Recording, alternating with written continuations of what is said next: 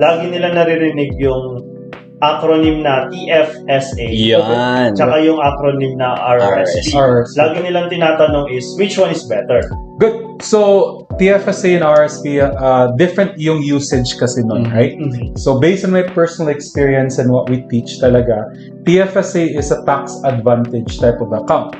Meaning na you can put as much money there, tapos kahit mag-grow yan, when you withdraw, walang tax talaga. Okay. I wanna clear that up sa lahat ng mga clients kasi iba, minsan, Franz, bakit pag nag-withdraw ko before may tax daw or ano?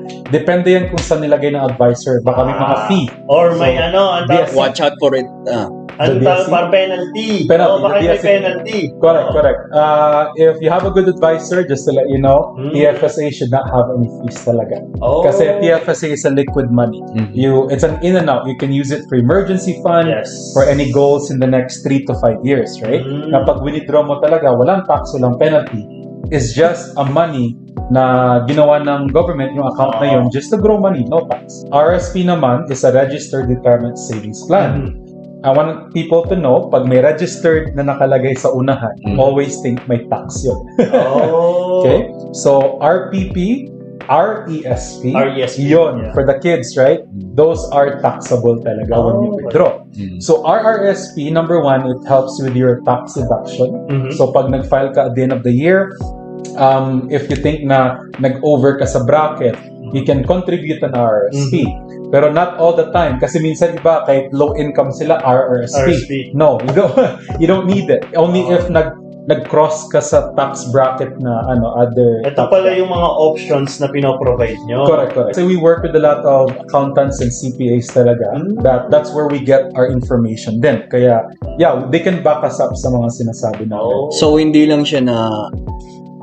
remind ko yan kayo guys hindi sila yung mamimilit na basta, ito kunin mo. Dito ka, TFSA, dito ka. Kasi kikita pera mo, hindi. Bibigyan nila kayo ng option dito. Yan. Also, pag first time home buyer ka, you can also use that for your down payment. No tax talaga yun.